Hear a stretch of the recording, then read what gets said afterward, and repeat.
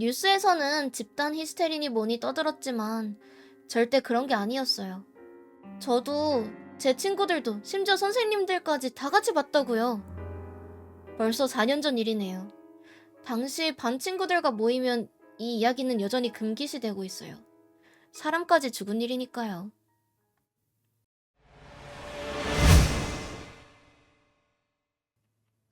잠깐 소개를 해볼까?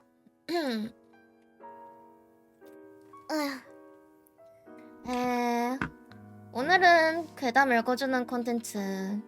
요 괴담은, 일본에 약간 소설 같은 거 올리는 그런 사이트에 올라온, 커뮤니티에 올라온 꽤 장편의 작품인데요. 요게 다 단편에 각각의 스토리가 있거든? 아무튼 그 괴담 하나하나가 이어져서 처음에 읽을 때는 다 그냥 별로 상관없는 괴담 하나하나 스토리처럼 보이는데 읽다 보면은 이제 이게 하나로 이어지는 그런 약간 추리 요소와 괴담 그리고 미스터리 이런 게 합쳐진 그런 콘텐츠라고 볼 수 있는데 언니가 요거를 한동안 좀 읽었었어. 읽다가 무서워서 읽는 걸 그만뒀었는데 응. 읽다가 그만뒀는데 요게 그 영화화를 한다고 하더라고요. 그래서 영화화를 한다면 그 전에 한번 읽어도 되지 않을까라는 생각이 들어서 반쪽이들이랑 읽으려고 가져왔고, 음, 가져왔습니다. 음, 첫 번째 이야기부터 읽어줄게. 어느 월간지 별책 2017년 7월호 수록 단편. 이상한 댓글. 도쿄에 거주하는 24세 회사원 A씨는 신입으로 입사한 시스템 회사에서 엔지니어로 일하면서 점점 업무에 익숙해졌다. 그러나 자극 없는 무료한 나날을 보내고 있었다. 취미도 없고 여자친구도 없는 A씨가 스트레스 해소로 삼은 것은 인터넷 사이트를 돌아다니는 것이었다. 부끄러운 이야기지만 이른바 어덜트 사이트라는 거죠. 요즘은 무료로 영상이 올라오는 것도 많잖아요. 떳떳한 건 아니라고 생각하지만요. 매일 자기 전에 그런 사이트를 몇 개씩 도는 게 거의 일과처럼 되어 있습니다. 그 중에서도 유독 자주 방문하는 사이트가 있었다고 한다. 그 사이트는 유명 레이블의 신작도 무단으로 올려서 꽤 자주 들어갔던 것 같아요. 근데 사이트 구성이 좀 특이했어요. 보통 영상이 재생되는 창 아래에는 추천 영상이 뜨는 경우가 많잖아요. 근데 거긴 댓글란이 있더라고요. A씨는 이건 엔지니어로서의 추측인데 라면서 말을 이어갔다. 이런 사이트들은 법적으로 회색지대에서 운영되는 경우가 대부분이라 언제 없어져도 이상하지 않아요. 그래서 사이트 자체에 신경을 많이 쓰지 않죠. 보통은 다른 사이트의 템플릿을 그대로 가져다 씁니다. 처음부터 만들 필요가 없으니까 훨씬 간단하거든요.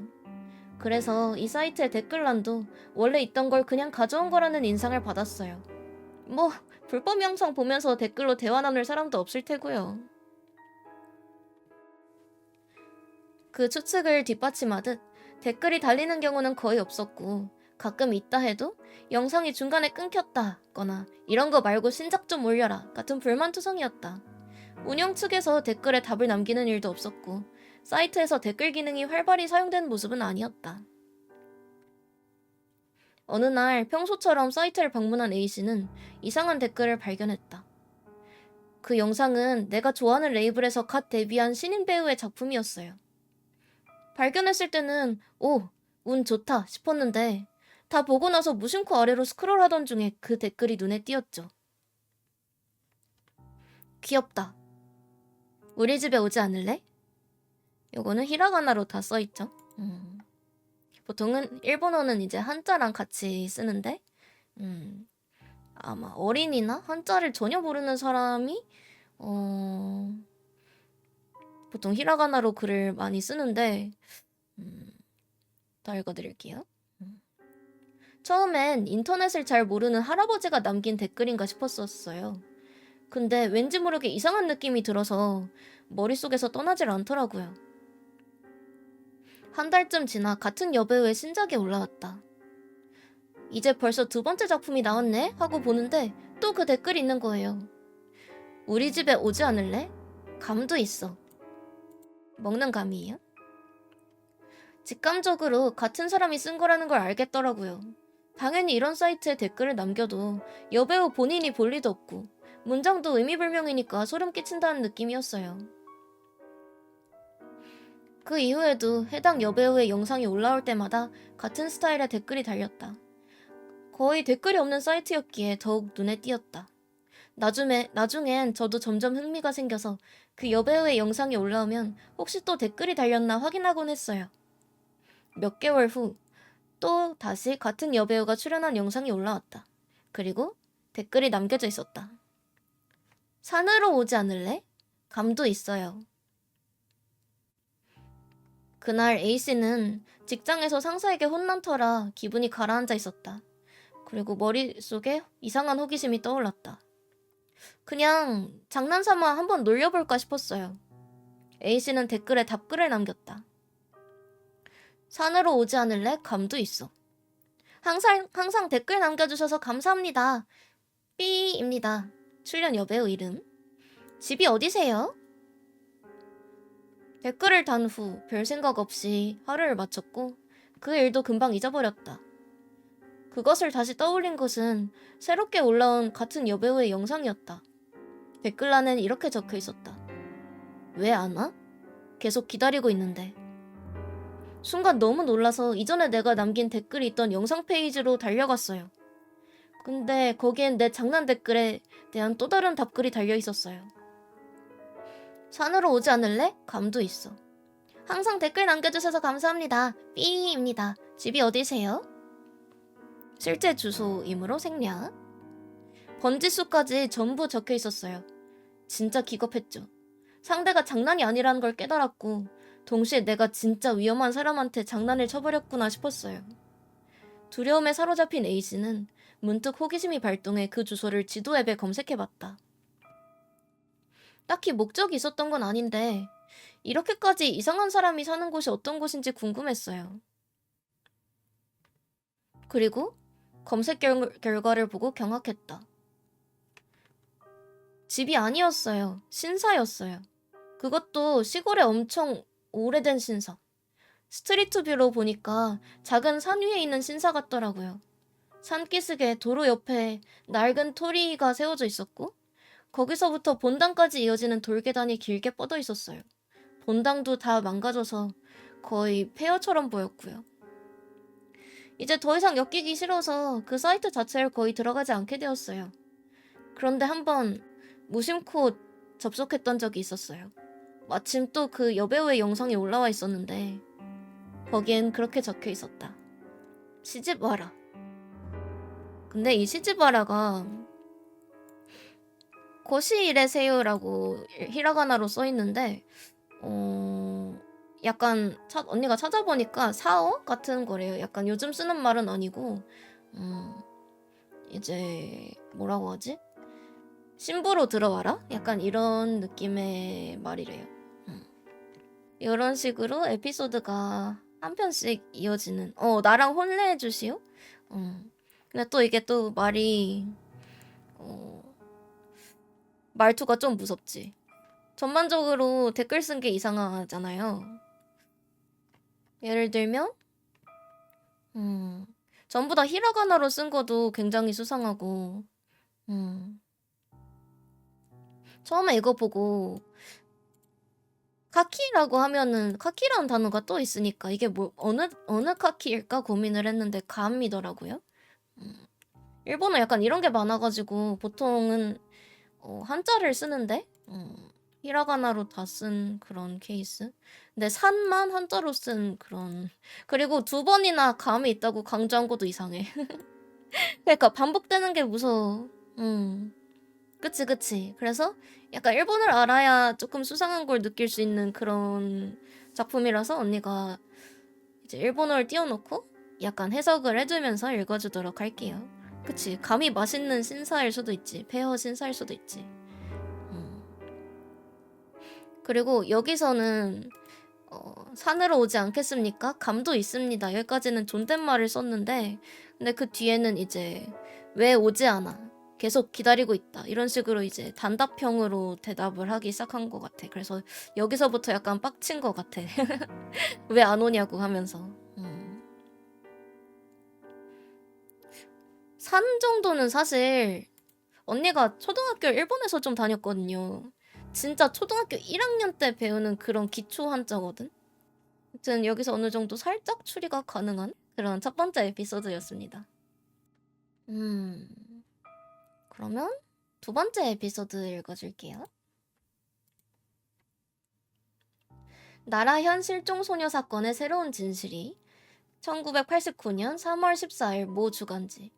수년 만에 간사이 지방에 눈이 내린 그날, 소녀는 흔적도 없이 사라졌다. 1984년 2월, 나라현에 거주하던 8살 소녀 A양이 하교 도중 실종되었다. 그로부터 5년이 지나가는 지금까지도 그녀의 행방은 오리무중이다. 본지를 꾸준히 읽어온 독자라면 이 사건을 기억할 것이다. 본지 편집부는 수년에 걸쳐 A양의 행방을 다각도로 조사해왔다. 실종 당시의 수많은 의문점들을 고려해 변태에 의한 납치설부터 미확인 비행물체에 의한 유괴설까지 다양한 가설을 검증했으나 그 어느 것도 추측의 범위를 벗어나지 못했다. 그러던 중 편집부의 독자적인 취재를 통해 새로운 사실이 밝혀졌고 이에 따라 또 하나의 가능성을 제기하고자 한다.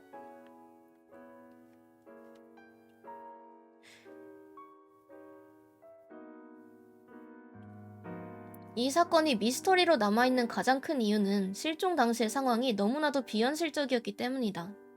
실종 당일 초등학교 2학년이었던 A양은 같은 반 친구 B양, C양과 함께 하교하고 있었다. A양의 집은 유동인구가 많은 주택가를 따라 들어간 막다른 골목 안에 위치해 있었으며 B양과 C양의 집은 그보다 더 안쪽에 있어 A양은 친구들과 헤어진 후 혼자 골목 안으로 들어갔다. 그러나 그 골목에서 A양까지의 집까지의 거리는 불과 40m. 하지만 그녀는 끝내 집 현관문을 열지 못했다. 골목에는 A양의 집을 포함해 총 4채의 가구가 있었으나 모두 가족 단위 혹은 노부부가 거주하는 집들이었으며 경찰 조사 결과 사건의 연관성은 낮은 것으로 밝혀졌다. 결국 A양은 단 40m의 짧은 거리에서 사라졌다는 것이다. 그녀의 집을 포함한 주변 가정 내 외부에서는 침입의 흔적이 발견되지 않았다. 또한 실종 시각인 오후 4시경은 주택가에 사람들의 왕래가 많은 시간이었음에도 불구하고 아무도 A양이 사라진 순간을 목격하지 못했다. 이로 인해 본 사건은 현대판 카미카쿠시로 불리며 세간의 이목을 집중시켰다. 카미카쿠시는 이제 신이 숨겼다라는 한자를 써서 실종 현상을 보통 말하는 단어예요. 예를 들면 센가치히로의 행방불명에서도 카미카쿠시라는 단어가 쓰이죠. 전 약간 옛날부터 있었던 그런 단어. 더욱이 일부 언론이 A양 가족을 용의선상에 놓고 보도 경쟁을 벌이자 실종 2달 후 A양의 친척이 스스로 목숨을 끊는 사건이 발생해 사회적 충격을 더했다. 사건 발생 후 오랜 시간이 흘렀음에도 여전히 해결의 실마리를 찾지 못하고 있는 이 사건과 관련해 최근 흥미로운 정보들이 들어왔다.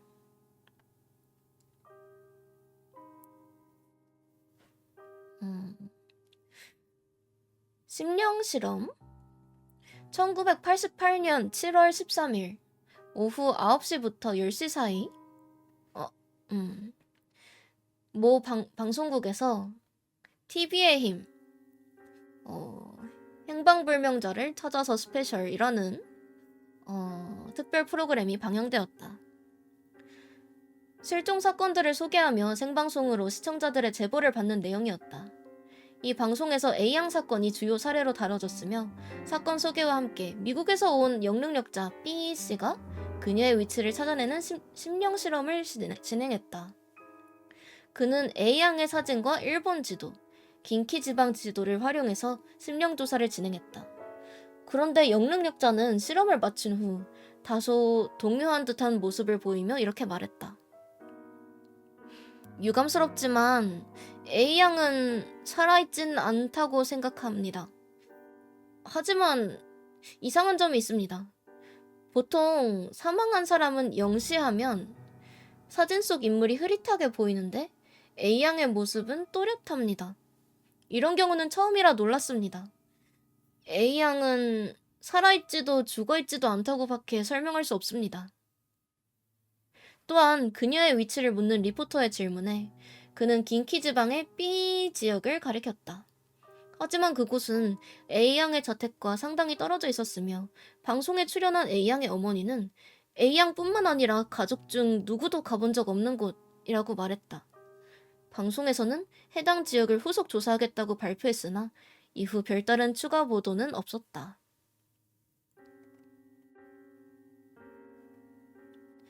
기묘한 체험단. 이전 A양 사건 특집이 실린 후 많은 독자들이 편집부로 연락을 해왔다. 그중 몇 명이 비슷한 증언을 남겼다. 먼저 장거리 트럭 운전사 K씨의 증언이다. 제가 야간 운전을 자주 하는데 그날도 새벽 3시쯤 B 지역을 지나고 있었습니다. 거긴 정말 한적한 곳이라 가로등도 드물고 국도 양옆은 산과 댐뿐이었어요. 도로에 차도 거의 없었고요. 그때 길가에서 한 소녀를 봤어요. 초등학생쯤 되어 보이는 여자아이가 분홍색 스웨터를 입고 란도세를 메고 있더군요. 도로 쪽을 등지고 서 있었어요. 너무 이상해서 차를 세우고 다가갔습니다. 란도셀이라는 거는 이제 그 일본 초등학생들이 매는 가죽으로 된 좀 커다란 가방이 있어요.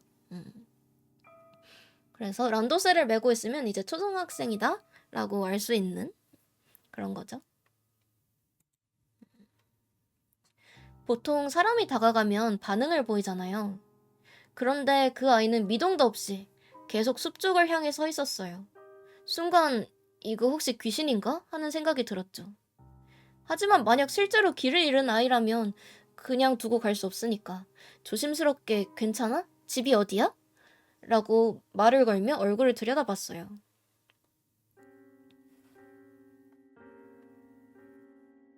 그런데 그 아이 활짝 웃고 있었어요. 정말 환한 미소였어요. 하지만 눈동자는 위를 향해 있었죠. 너무 무서웠어요. 온몸이 떨렸지만 간신히 이름이 뭐야? 라고 묻자 그 아이는 웃는 얼굴 그대로 A는요, 신부가 되었어요. 라고 말했어요. 너무 섬뜩해서 일단 트럭에 타자. 라고 하려던 순간 소녀가 갑자기 숲속으로 뛰어들었어요. 완전히 어두운 숲속으로요. 저는 겁에 질려서 쫓아갈 엄두도 내지 못했습니다. 그 후 경찰에 신고했지만 오히려 운전 중에 음주한 거 아니냐는 의심을 받았어요. 그런데 경찰의 반응이 너무 덤덤한 거예요. 마치 이런 신고를 자주 접하는 것처럼. 그 일이 있고 몇 달 후 마을 경찰서에서 A양 실종 전단지를 봤어요. 이름도 옷차림도 그 아이와 똑같았어요. 믿을 수 없는 이야기겠지만 혹시 도움이 될까 싶어서 연락드렸습니다. 이외에도 친구가 B 지역에서 A양을 봤다, A양 같은 아이를 봤다는 증언이 몇 건 더 접수되었으며 모두 공통적으로 밤중에 A양을 목격했다는 점이 일치했다.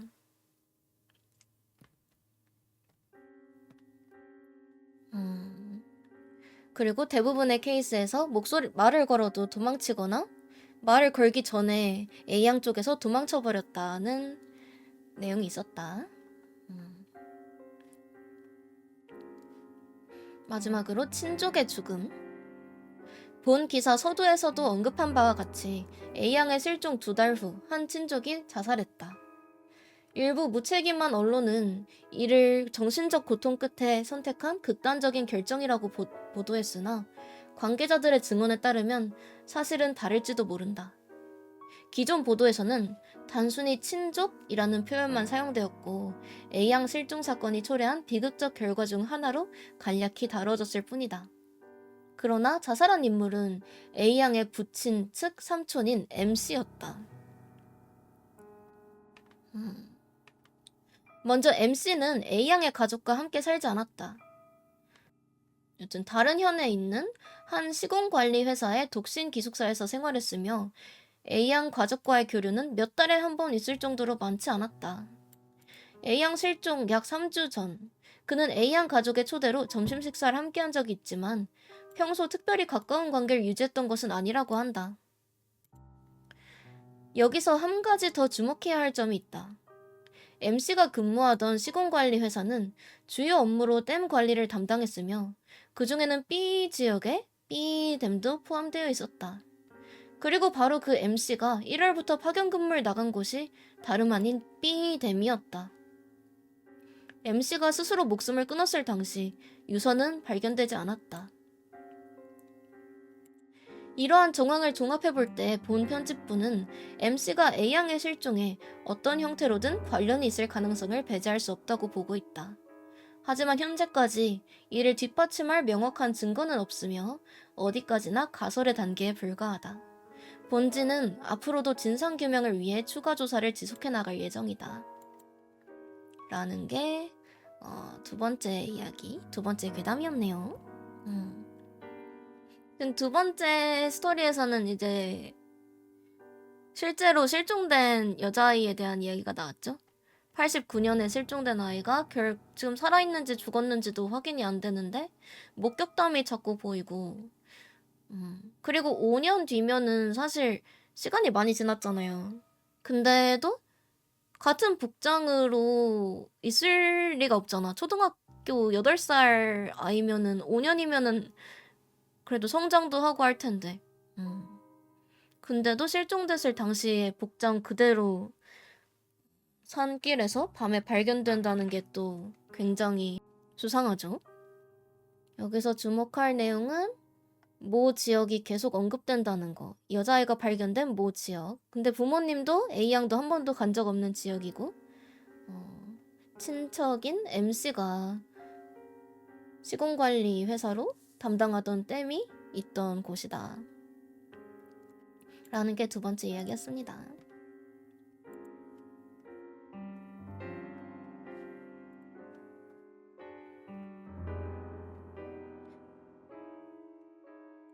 이게 세 번째 괴담인데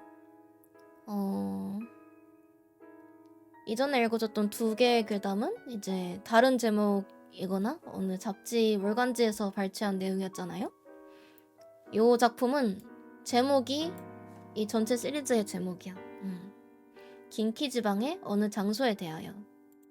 그게 첫 번째 이야기입니다. 처음 뵙겠습니다. 세스지라고 합니다. 이 작품이라고 불러도 될진 모르겠지만 어쨌든 이 글들을 읽어주셔서 진심으로 감사드립니다. 저는 도쿄에서 라이터로 활동하고 있습니다. 세스지라는 이름은 이 작품을 위해서 임시로 사용한 필명이며 본업에서는 다른 이름으로 활동 중입니다. 주로 오컬트 잡지나 괴담 잡지를 다루며 가끔은 라디오나 지방방송 프로그램에서 괴담 코너의 구성을 맡기도 합니다. 작은 출판사에서 편집자로 일하다가 지금까지 20년 넘게 이 분야에서 활동해왔지만 워낙 틈새 시장이다 보니 요즘은 맛집 잡지나 도박 정보지 등 장르를 가리지 않고 일을 맡으며 겨우 생계를 이어가고 있습니다. 도박이라는 게 막 완전 도박 이런 거 아니고 갬블 같은 약간 가벼운 그런 거예요. 갑작스러운 저자의 신변 이야기로 당황스러우실 수도 있겠습니다. 하지만 제 이야기까지 포함하여 지금부터 전해드릴 내용은 이 작품을 읽는데 매우 중요한 정보입니다. 그리고 이 내용을 이해하신 후 가능하면 여러분께 협조를 부탁드리고 싶습니다. 그것이 제가 이 작품을 발표하는 이유이기도 합니다. 부디 끝까지 읽어주시길 바랍니다. 제 친구가 실종되었습니다. 그에 대한 정보를 제공해 주실 수 있었으면 합니다. 먼저 분명히 해두고 싶은 것이 있습니다.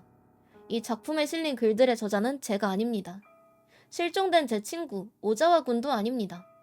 그의 직장, 현재는 전 직장이 되었습니다만 이 출판사에서 발행한 잡지를 비롯해 여러 매체에서 인용하고 발췌한 글들을 긴키지방의 어느 장소에 관하여 라는 제목으로 정리한 것입니다.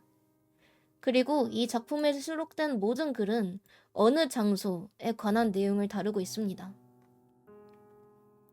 어느 장소, 더 정확히 말하자면 여러 지역에 걸쳐 있는 특정 지대는 제목 그대로 긴키 지방에 위치해 있습니다. 이 장소는 여러 현에 걸쳐 있기 때문에 통일된 명칭이 존재하는 것은 아닙니다.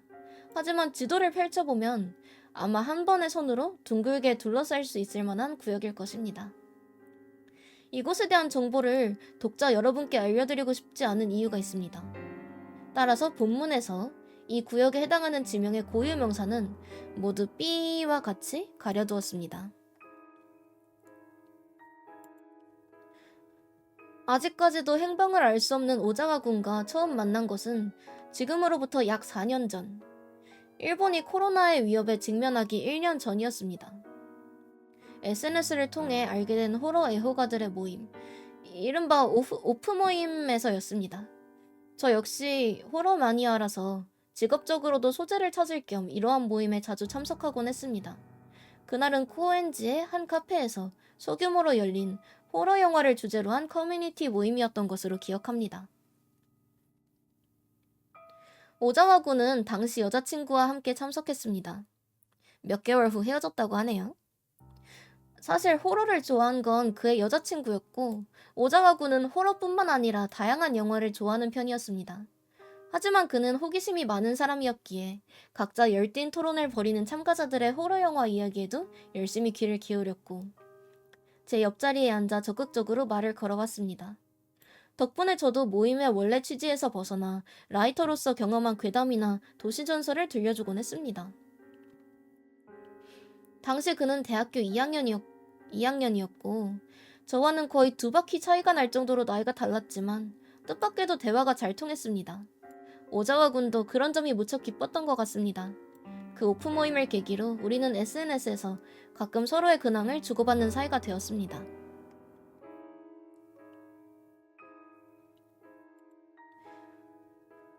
그러다가 1년 전 그에게서 다이렉트 메시지 DM이 왔습니다. 오랜만입니다. 사실 제가 출판사에 내정을 받았어요. 게다가 배정된 부서가 오컬트 잡지도 다루는 곳이더라고요. 꼭 이 소식을 전해드려야 할 것 같아서 연락드렸어요. 업계 대선배님한테 오랜만에 인사도 드리고 싶고요. 시간 괜찮으시면 한잔 하시죠? 몇 년 만에 다시 만난 그는 왠지 사회인의 얼굴을 하고 있었습니다. 겨우 2번째 만남이었지만 왠지 감회가 새로웠습니다. 단골인 나카노의 이자카야에서 건배를 나눈 후 가벼운 근황을 주고받았습니다. 그러다 그가 말한 내정받은 출판사는 우연히도 제가 예전에 몇 번 일을 맡았던 중견 출판사였습니다. 원래는 문예 쪽 편집을 희망했는데요. 내정 이후 배정된 곳은 전혀 다른 부서였어요. 그래도 어쨌든 편집자가 될 수 있었으니 지금 환경에서 열심히 해보려고 합니다. 그가 배정된 곳은 무크 편집부라는 부서였습니다. 혹시 무크라는 단어가 익숙하지 않은 분들을 위해 설명하자면 무크는 매거진과 북의 합성어로 별책이라고도 부릅니다. 월간처럼 정기적으로 발행되는 것이 아니라 단발성으로 출간되는 레저 잡지나 편의점 서적 등을 뜻합니다. 오자와 군은 무크 편집자로서 기획 잡지를 편집하는 역할을 맡게 된 것이었습니다. 설명한 것처럼 이제 써있는 것처럼 이제 일본 잡지 같은 경우는 가끔 이제 무크지라고 해가지고 따로 발간되는 게 있어요. 한국에도 있는지는 모르겠다. 한국에서도 무크지라고 하나? 여튼 막 이렇게 덤 같은 거 그런 거 막 넣어서 발간해주는 그런 무크지라는 잡지가 있답니다. 뭐 신입사원이니 처음부터 한 권을 온전히 맡을 순 없죠. 지금은 선배들을 따라다니면서 잡무를 하는 게 대부분이에요. 그러던 그가 얼마 전 선배에게 기회를 하나 받았다고 했습니다. 보통은 2, 3개월 주기로 한 권을 만들었지만 저는 신입이라서 선배들 일을 돕는 동시에 1년 안에 한 권을 맡아보는 기회를 주셨다고 하더라고요. 그런데 저희 회사에서 혹시 발간했던 월간 B라는 거 알고 계시나요? 그가 언급한 것은 업계에서 유명한 오컬트 전문지였습니다. 20년 넘는 역사를 자랑하는 잡지로 원래는 연예계 소식을 다루던 사진 주간지 B의 칼럼에서 파생되어 창간된 것이었습니다. 하지만 출판 불황의 여파로 몇 년 전 휴관했고 편집부도 해체된 상태였습니다.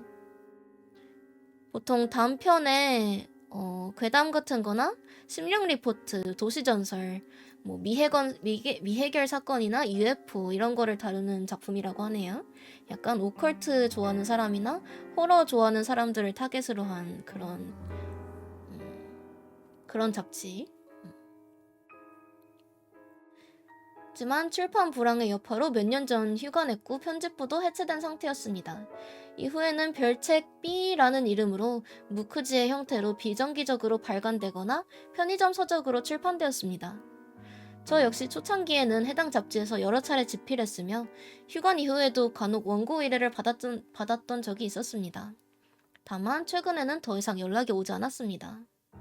그런데 오자와군의 첫 번째 담당 잡지가 바로 그 별책 B의 차기호였습니다. 말로 하진 않았지만 나는 그의 선배가 무슨 생각을 하는지 단번에 이해할 수 있었습니다. 요즘 시절에 오컬트 전문지가 폭발적으로 팔릴 리는 없고 대개는 마니아층이나 호기심으로 구매하는 독자들이 대부분입니다. 그런 의미에서 보면 신입이 연습삼아 맡기기에는 딱 적절한 잡지였죠. 얘기를 들어보니 별책 B는 편집 담당자가 고정되어 있지 않고 제작 시점에서 시간이 되는 무크 부서의 편집자가 돌아가면서 맞는 방식이라고 했습니다. 즉 회사에서도 이 잡지를 중요한 상품으로 여기지 않는다는 것이 눈에 보일 정도였죠. 하지만 그런 제 생각과는 달리 그는 생애 첫 담당 잡지를 맡게 된 것에 잔뜩 들떠 있었습니다. 유명한 유튜브 채널에서 종종 심령 스팟에 직접 찾아가는 기획을 하잖아요. 그런 것들을 유명 스트리머와 함께 취재하는 기획을 제안해봤는데 그의 제안은 전부 선배에게 거절당했다고 했습니다. 이유는 대충 짐작이 갔지만요. 취재나 새로운 괴담을 집필하려면 그만큼 돈이 든다. 돈을 들이면 좋은 콘텐츠가 나오겠지. 하지만 신입은 우선 돈을 들이지 않고 좋은 콘텐츠를 만드는 방법부터 고민해야 한다. 겉보기에는 그럴듯한 편집 지도로 들릴 수도 있지만 결국 예산을 쓰고 싶지 않다는 뜻이라고 난 생각했습니다. 그 증거로 최근 발행된 별책 B는 전부 기존 월간지에서 발췌한 기사들을 짜집기한 것들 뿐이었고 어디선가 본 것 같은 내용이 대부분이었습니다. 외부인의 눈으로 봐도 외주 내용을 최대한 줄여 제작하고 있다는 게 뻔히 보였습니다. 돈을 안 들이고 만들려면 결국 기존 기사들을 재활용해야겠지만 그래도 한번 맡은 이상 제 방식대로 철저히 해보고 싶어요. 놀랍게도 그는 주간지 시절의 칼럼부터 포함해서 과거의 모든 백넘버를 읽어보기로 했다고 했습니다. 그가 수백 건, 아니 어쩌면 그 이상일지도 모릅니다. 하지만 타고난 호기심과 첫 임무에 대한 열정이 맞물려 그는 그리 힘들게 느끼진 않는 듯 했습니다. 재택근무하는 틈틈이 회사 서고에 틀어박혀서 읽고 있어요. 백넘버 말고도 취재 자료가 한가득 쌓여있는데 그냥 박스에 쑤셔놓은 상태라서 정리도 안 돼 있더라고요. 그쪽을 확인하는 데는 시간이 좀 걸릴 것 같아요. 일단 전부 읽어본 다음에 테마를 정하고 그에 맞춰 특집을 기획해보려고요. 다행히 조금이나마 신규 취재나 원고 의뢰를 할 수 있는 예산을 확보했으니까 기획이 정리되면 꼭 일 좀 부탁드릴게요.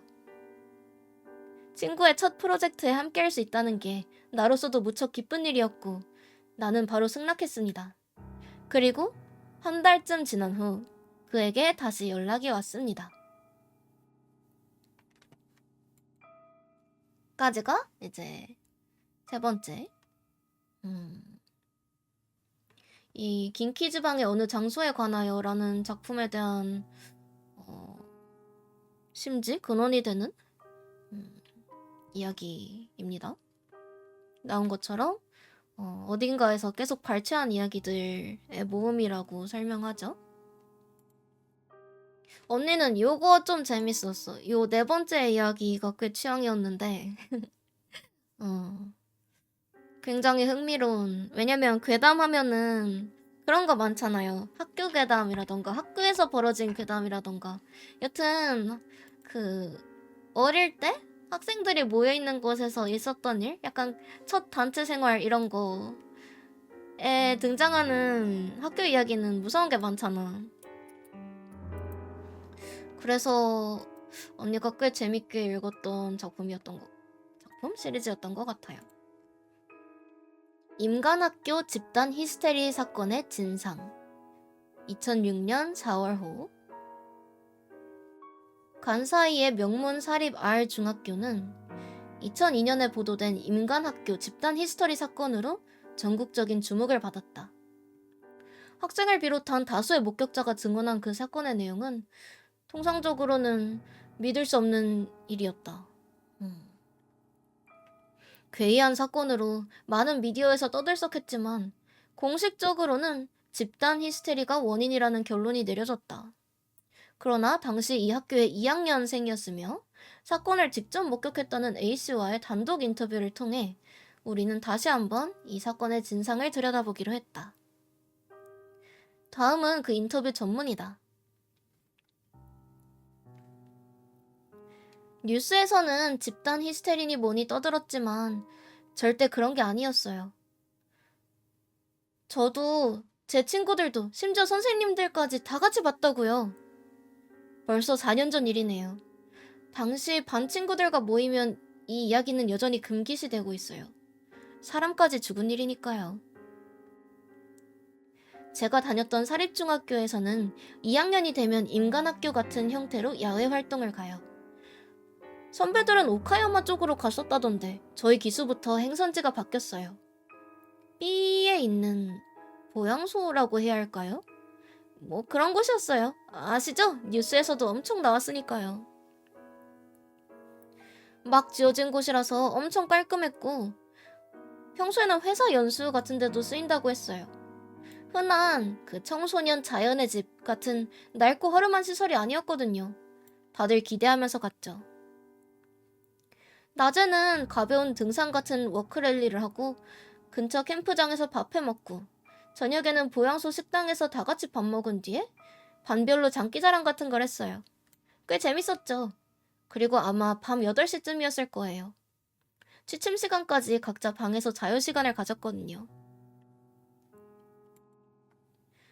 그 건물은 정문이 국도를 향해 있어서 개방적인 구조였는데 숙소 쪽은 산을 마주한 안쪽에 배치되어 있었어요. 4인 1실 구조였고 창문을 열면 좁은 베란다가 있었죠. 그 앞은 바로 산으로 이어지는 새까만 숲이었어요. 산 쪽 방들은 전부 같은 구조였고 2층짜리 건물이었어요. 자유시간에는 옆방 친구들이랑 베란다 너머로 이야기하는 친구들도 있었고 남자애들은 위층 베란다에 있는 애들이랑 큰 소리로 전원 게임 같은 걸 하고 있었어요.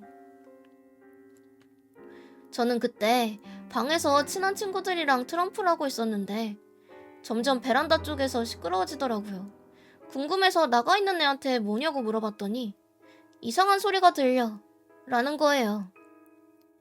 무섭게 왜 그래 라면서 우리도 베란다에 나가봤어요. 그때쯤에는 거의 모든 방 베란다에 애들이 빼곡히 나와 있었고 위층에서도 뭐야? 무슨 소리야? 들려? 같은 말이 들려왔어요. 가만히 귀 기울여 들여보니까 정말 숲속 깊은 곳에서 들려오는 거예요.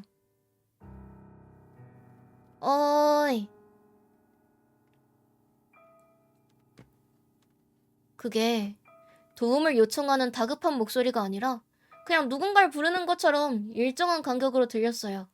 아마 남자 목소리였던 것 같아요. 그러다가 딴 반에 말썽꾸러기 남자애가 그럼 안 됐는데 장난으로 따라했어요. 어이 어이 하고요. 그러자 다시 어이. 그리고 또 그 남자가 어이 어이 하면서 친구들이랑 깔깔대고 웃었죠. 그런 걸 몇 번 주고받고 있는데 누군가 말했어요. 뭔가 점점 가까워지고 있지 않아? 진짜 그랬어요. 처음엔 거의 들릴까 말까 했는데 어느새 명확하게 들릴 정도로 가까워졌어요. 근데 불빛은 방 안에서 새어나오는 전등 불빛뿐이었거든요. 그래서 발코니에서 보이는 숲은 몇 미터밖에 안 보였어요. 그래도 느낌상으로는 낮이었다면 분명히 보일 거리에까지 접근한 것 같아요. 그때쯤 되니까 다들 난리가 났어요.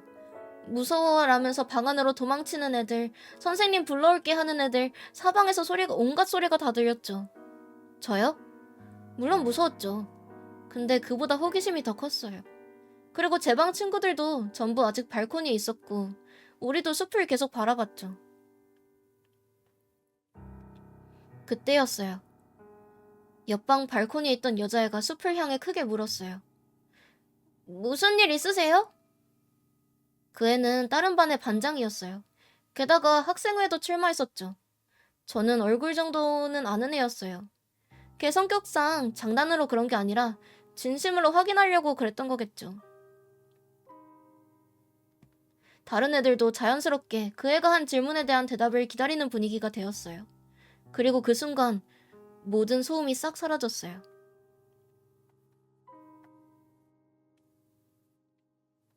이리 와. 이쪽으로 와. 감이 있어. 이것도 처음 작품과 마찬가지로 히라가나로 써있네요.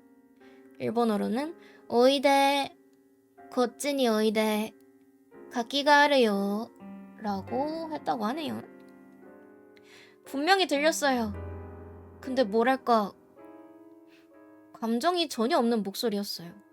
정말 기계적으로 단순히 따라 읽는 것 같은 느낌이었어요.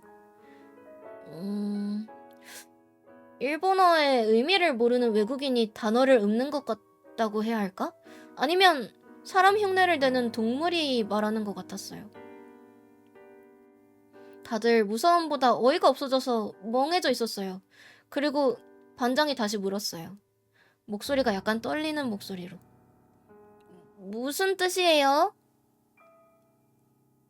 그 말이 끝나기도 전에 목소리가 다시 들리기 시작했어요.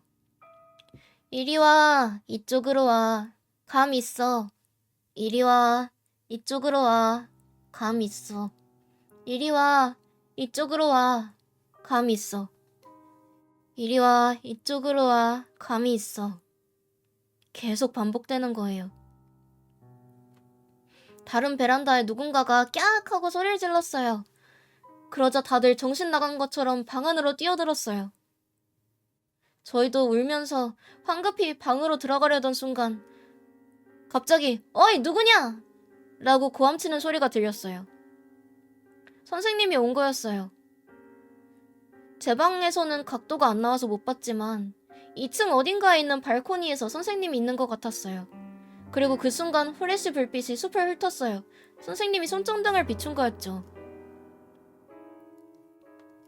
한동안 빛은 숲 여기저기를 비추더니 잠깐 무언가를 비췄어요. 지금도 그게 뭔진 몰라요. 하지만 아마 사람이었다고 생각해요. 전부가 보인 건 아니에요. 빛이 닿은 건 발끝부터 종아리까지 하얗고 유난히 크고 맨발이었어요. 신발도 없이. 여튼 엄청 커다랬는데 아마 그 발 사이즈면은 전신은 3m 정도는 되지 않을까나? 그게 쓱 하고 달려갔어요. 그 후로 선생님들이 식당으로 우리를 모았어요. 선생님은 경찰에 신고했으니 오늘 밤에는 절대 발코니에 나가지 말라고 했고 우리는 바로 취침했죠. 하지만 충격을 받은 애들이 많아서 몸이 아프다고 하는 애들도 있었어요. 다음 날은 원래 댐 견학을 갈 예정이었지만 취소되었고 우리는 일정을 앞당겨 집으로 돌아갔어요. 나중에 학교에서 이 일에 대한 설명회가 열렸대요. 우리 엄마도 갔는데 경찰이 조사한 결과 숲에서는 불법 침입자의 흔적은 전혀 발견되지 않았다고 했어요. 그리고 학교에서는 학생들이 집에 갈 때 이제 매스컴 등의 질문에 절대 답하지 말라고 했대요. 여기서부턴 아마 우리 학교 애들만 아는 이야기일 거예요. 그날 이후로 반장이 점점 이상해졌어요. 수업 중에 갑자기 일어나서 산에 가고 싶어 라고 소리 지르기도 하고 결국 학교에 나오지 않게 됐어요. 몇 달 후에 반장이 죽었다는 소식을 들었어요. 선생님들은 자세한 설명을 해주지 않았지만 자살한 거라고 했어요. 같은 반 친구가 장례식에 다녀왔는데 관이 완전히 닫혀 있어서 얼굴을 볼 수 없었다고 했어요. 마지막 인사를 하고 싶었는데 못해서 슬퍼하더라고요. 라는 이야기. 여기까지 읽으면 계속 이제 공통적으로 나오는 주제가 있는 게 보이잖아. 계속 관서 쪽 이야기가 나오는데 정확한 지명은 밝혀지지 않았지만 어느 댐 근처의 숲에서 일어나는 일이라는 게 이제 공통적으로 나오고 있죠. 이게 이제 5번째 이야기일 것 같은데 요거도 언니가 좋아하는 이야기 중에 하나인데 읽어줄게요. 읽어주기 전에 잠깐 설명을 해야겠다. 마시로상이라는 93년도 8월에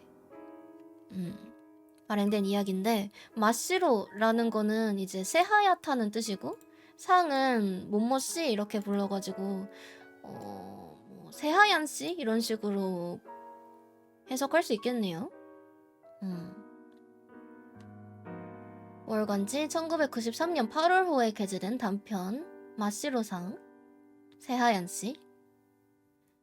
그 맨션에 사는 아이들은 이상해진다고 한다. 맨션이라고 하면 이제 일본에선 맨션이라고 하지만 적당히 아파트 같은 뭐라고 생각하면 돼요. 그 맨션은 약 6년 전 뉴타운 개발 붐 속에서 B산의 한쪽을 깎아 부지를 조성한 후 건설되었다. 도시에서 다소 떨어져 있었지만 차를 이용하면 충분히 출퇴근이 가능한 거리라는 점이 인기를 끌어 완공 직후부터 만실이 될 정도였다고 한다. 한국어로 생각하면은 약간 신도시 이런 거겠죠? 일본은 아무래도 도쿄 쪽이 굉장히 월세도 비싸고 집 구하기가 힘들어서 보통 이제 출퇴근이 좀 오래 걸리더라도 인근 도시에서 사는 경우가 많은데 조금 떨어진 데서 사는 경우가 많은데 여기는 차로 출퇴근이 가능한 거리라서 인기가 있었다고 하네요. 1000세대가 넘는 대규모 단지에는 공원 등도 마련되어 있어 하나의 작은 마을처럼 보였다고 한다. 기존 거주민들이 사는 오래된 가옥 옆에 신축 맨션 단지가 들어선 모습은 기묘한 대비를 이루었다. 거주자들은 주로 자녀 양육을 위해 도시를 떠나온 가정들이었으며 낮이면 공원에서 어머니들이 어린아이들과 함께 모이고 이웃을 방문해 차를 마시는 등 빠르게 커뮤니티가 형성되었다. DC 가족도 맨션 완공과 동시에 입주한 거주자였다. 가족 구성원은 전업주부인 DC, 회사원인 남편, 10살이 된 딸 K양, 그리고 예전부터 키우던 고양이 한 마리였다. DC는 아침에 남편과 K양을 배웅한 후 집안일을 하며 종종 이웃 어머니들과 이야기를 나누곤 했다.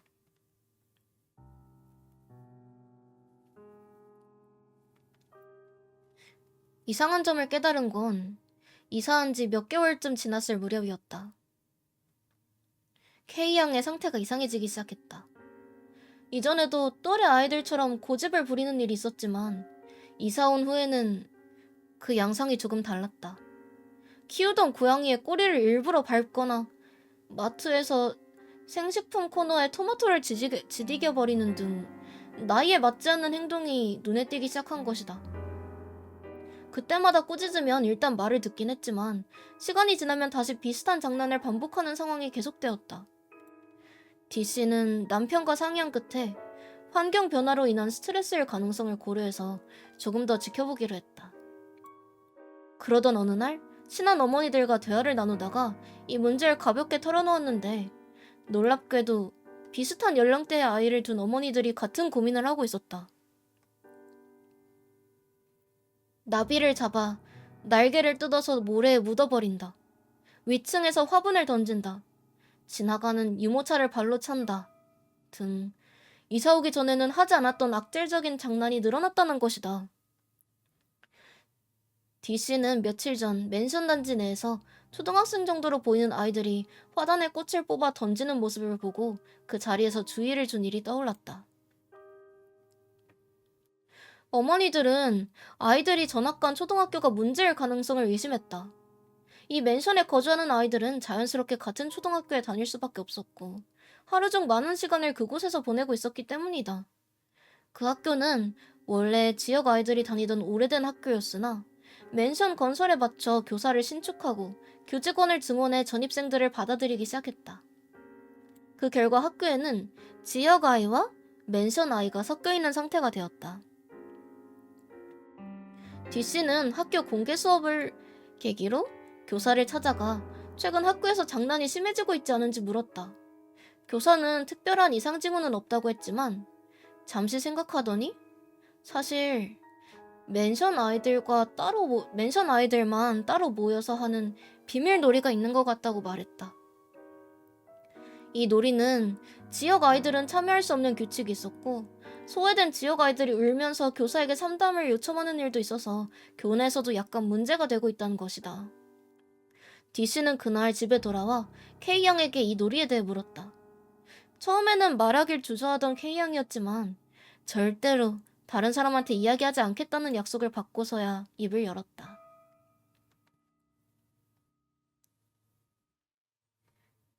여기서 아까 설명해줬던 세하얀 씨, 마시로상이라는 이름이 처음 나와요. 그 놀이는 세하얀 씨라고 불렀다. 누가 처음 시작했는지는 알 수 없지만 맨션에 사는 아이들은 모두 이 놀이를 하고 있었다.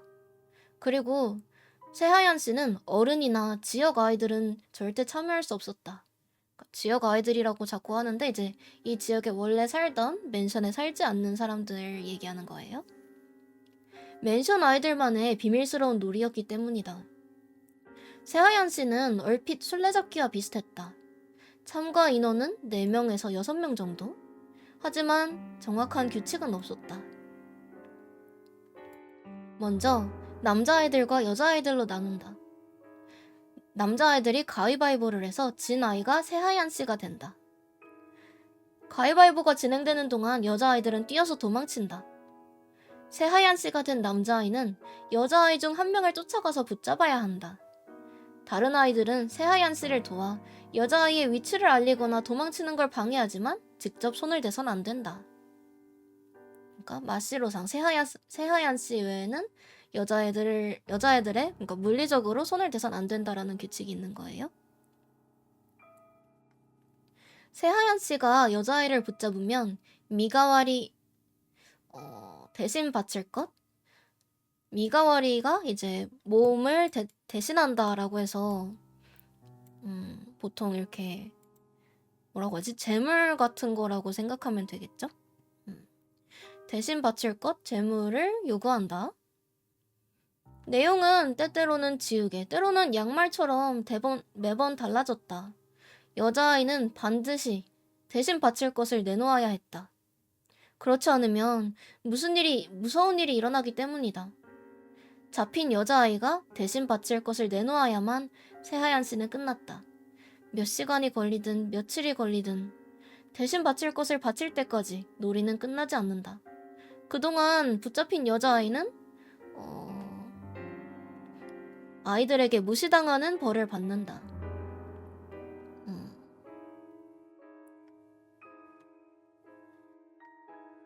이 놀이의 내용을 들었을 때 D씨는 섬뜩함을 느꼈다.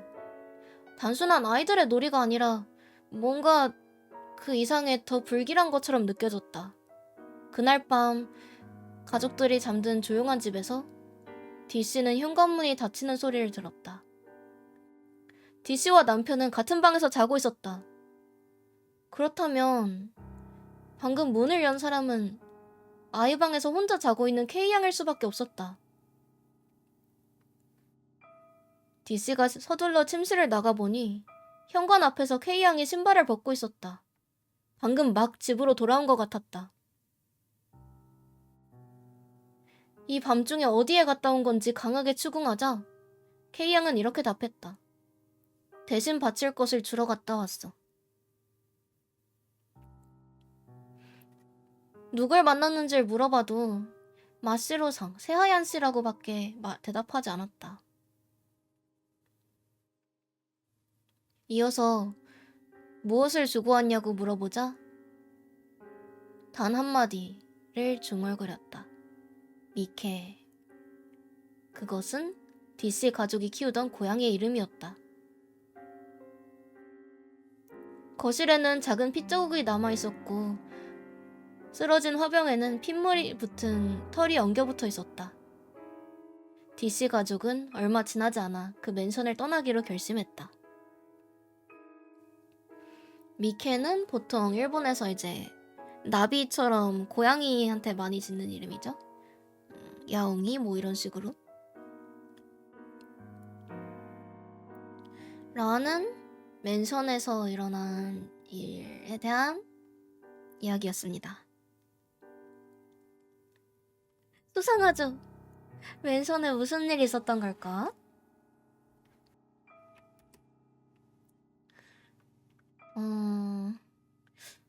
요거는 이제 오늘은 이거까지 읽고 끝낼까 생각하고 있습니다.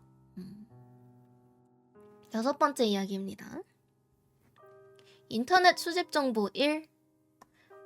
수상한 인물 정보 데이터 게시판에서 장소 B 교차로 부근 발생 일시 2018년 10월 19일 오후 4시 20분경 행동자의 특징 50대 추정 삭발 비만 체형 도보 이용 파란색 점퍼 착용 내용 하교 중이던 초등학생 여자아이에게 산으로 데려다 줄게 라고 접근함. 다음 장소 B 초등학교 부근 발생 일시 2020년 5월 27일 11월 11시 30분경 행동자의 특징 20대 추정 금발 마른 체형 자동차 이용 그리고 검은색 후드티 착용 검은색 파카 착용 내용 길 가던 여성에게 자동차 창문 너머로 스마트폰을 향하게 하면서 산에 가지 않을래요? 라고 접근함. 장소 B 국도 부근 발생 일시 2021년 6월 3일 오후 9시경 행동자의 특징 40대 추정 짧은 머리 보통 체형 도보 이용 정장 차림 내용은 자전거를 타고 있던 여성에게 산에 가자 라면서 말을 걸면서 달려서 뒤쫓음. 대단한데? 자전거를 뒤쫓아갈 체력이 있다니. 2016년 8월 19일 모모신문 디지털에서 8월 18일 B 댐의 인근 주민이 댐에 수상한 것이 떠있다며 혁토방 그러니까 일본은 경찰이 110이에요. 혁토 110번에 신고했다. 출동한 B 경찰서 소속 경찰관이 여성과 여자아이가 물에 떠있는 것을 발견했으며 곧 사망이 확인되었다. B 경찰서에 따르면 여성은 나가노시에 거주하는 B씨 35세와 B씨의 딸 모모모짱 12살로 밝혀졌다. 경찰은 이들과 함께 살던 남편 35세가 이 사건에 연루되었을 가능성이 있다고 보고 조사를 진행 중이다. 또한 경찰은 피의자가 이전부터 이웃들에게 가족과 함께 신세졌던 분을 만나러 B의 산에 갈 예정이다 라고 말해왔다는 증언을 확보했으며 피의자의 집과 B댐 사이의 거리가 상당한 점을 고려해 공범이 있을 가능성도 포함하여 수사할 방침이라고 밝혔다. 그리고 여기는 이제 조금 바뀌는데 2020년 5월 27일 생방송 아카이브 유키히로의 심령스팟 돌격 채널에서 현재 삭제된 영상의 음성 기록을 복수의 인터넷 게시판에서 채록하여 게시함. 방송 시작. 너무 곤방와. 오늘도 기운차게 심령스팟 돌격 유키입니다. 겨우만에 요청이 엄청 많았던 B에 드디어 돌격하게 되었습니다. 이 채널 보시는 분들이라면 이미 아시겠지만 여긴 간사이에서 가장 무섭다고 알려진 심령 스팟이에요. 댐도 있고 페어도 있고 터널까지 있으니 심령 스팟의 백화점 같은 곳이죠. 어차피 온 김에 다 둘러볼 생각이지만 첫 번째 타겟은 B 터널. 바로 돌격해보겠습니다. 코멘트에서 쓸데없는 얘기 말고 빨리 가라 라는 말이 나오고 있어서 바로 시작하겠습니다. 보시면 아시겠지만 지금 차 안이에요. 이 차에서 내리면 바로 터널 입구입니다. 다들 준비되셨죠? 차가 열리는 소리. 보이는 대로 터널엔 아무도 없습니다. 뭐 새벽 3시니까 당연하겠지? 꽤 큰 터널이네요. 트럭이라도 지나가면 치이지 않게 조심해야겠어요. 또 인터넷에서 본 이야기로는 제가 서 있는 입구에서 입구라고 하면 양쪽 다 입구구나. 어쨌든 아무튼 댐 출구 쪽을 향해 어이 라고 외치면 유령이 나타난다는 이야기가 유명하죠. 터널 내부 탐색은 일단 나중에 하기로 하고 일단 이 소문이 진짠지 실험해보겠습니다. 뭔가 으슬으슬하네요. 뭐 그런 거 됐다고? 그러면 해볼게요. 어이. 아무 일도 안 일어나네요. 다시 한번 해볼게요. 어이! 응, 아무것도 안 일어난다. 그럼 안으로... 위험한데? 일단 차로 돌아갈게요. 차 문이 여닫히는 소리? 찍혔어요? 찍혔죠? 뭔가 저쪽에서 누군가 이쪽으로 걸어오고 있었어요. 어두워서 잘 보이지 않았지만 아마 사람 지역 주민인가? 다시 들어가라고? 경찰 같은 거 불리면 좀 위험하지 않나? 어쩌지? 한번 다시 들어가라고 코멘트 엄청 오네? 그러면 길 잃었다는 핑계로 말이라도 한번 걸어볼까요? 차 문 여닫는 소리. 스미마셍. 우와. 차 문 여닫는 소리. 엔진 시동음. 우와 뭐야. 우와. 엄청 웃고 있었고 완전 웃으면서 손 흔들면서 이쪽으로 뛰어왔어요. 차 주행 소리. 우와 진짜 무섭네. 찍혔죠? 엄청나지 않았어요? 조금만 더 차 늦었으면 아마 여기까지 왔을 텐데. 뭐였을까? 유령? 너무 저렇게 유령이 또렷하게 보일 수도 있어요? 일단 진정해야겠는데. 심장이 두근거려. 조금 거리 있지만 패밀리 레스토랑이 있을 테니까 일단 거기까지 힘내볼게요. 이야 진짜 뭐였을까? 정말 시청자들이 한 번 더 가라고 해서 이런 꼴을 당한 거잖아요. 열받네. 무섭게 했나요? 죽여버릴 거야 진짜. 어라? 뭔가 코멘트가 엄청 올라오고 있는데? 뭐가 이상한데? 왜? 무슨 일인데? 뭐 시끄러워. 뭐 정말 닥쳐 죽어. 제 2탄으로 돌격하는 건 진짜 무섭네. 근데 여러분들도 기대하고 있었으니까 절대 죽일 거니까. 하지만 오늘은 역시 조금 죽어. 더 5분 정도 불분명한 중얼거림. 산에 가지 않을래요? 방송 종료. 라는 이야기까지.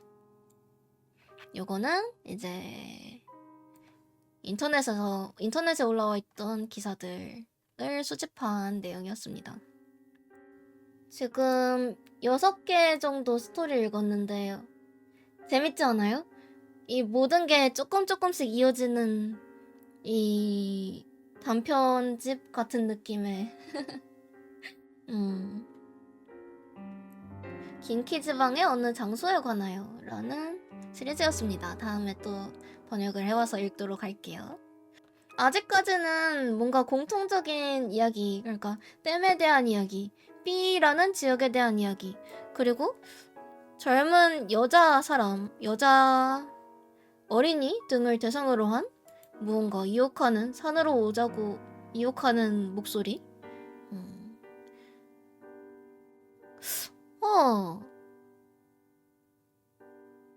근데 언니는 당연히 이게 다 남자일 거라고 생각을 했는데 성별이 안 써있네?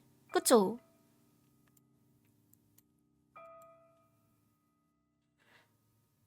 대상은 다 성별이 써있어. 초등학교 여학생, 아니면 지나가는 여자 사람, 아니면 자전거를 타고 있던 여자 사람, 이런 식으로 써있는데 이 문제의 사람 뭐 50대 대머리의 비만 체형이면 남자라고 추정할 수 있겠지. 근데 20대 정도의 금발, 마르고 그리고 차 타고 있는 검은 파카의 여자일 수도 있잖아. 그리고 이거는 진짜 인간이 아닐 수도 있지. 슈트 차림에 40대 추정하는 짧은 머리에 평균 체형의 누군가가 자전거를 뛰어서 쫓아갔다고? 이거는 여자든 남자든 무섭다. 하여튼 여자일지 남자일지 모르겠지만 일단 그 중학교 이야기에서는 남자로 추정되는 목소리였다고 하니까. 그리고 언니가 약간 마지막에 못 살려서 읽은 것 같긴 한데 이게 약간 마지막 단락 있잖아요. 그게 약간 이중인격처럼 갑자기 극대노하고 평범하게 멘트 치고 이게 계속 섞여 있거든? 여기까지는 야 진짜 뭐였을까? 시청자님들도 뭐 자꾸 가라고 하니까 무서운 일 당했잖아 라고 평범하게 약간 애교 있게 얘기하다가 갑자기 언니가 험한 말을 잘 못하는데 약간 개빡치네 막 이러면서 막 진짜 죽여버린다 이러면서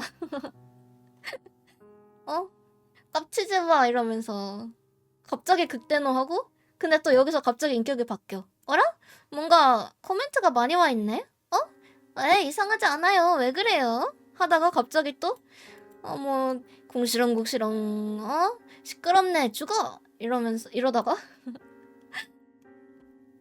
그리고 또 이제 두 번째로 가는 곳 진짜 무섭네. 하지만 다들 기대하고 있죠? 절대로 죽일 테니까. 하지만 역시 오늘 가는 건 조금 죽어. 이 이중인격적인 웅얼웅얼. 좀 더 살려서 읽을 수 있었으면 좋았을 텐데. 여튼 그런 내용이었다는 추가 설명과 마지막에 산으로 가지 않겠습니까? 라는 내용으로 방송이 끝났다는 설명을 덧붙이고 싶었어. 그럼 잘자. 반죽이들은 악몽이든 예쁜 꿈이든 언니 꿈꾸라고. 그러면 뿅!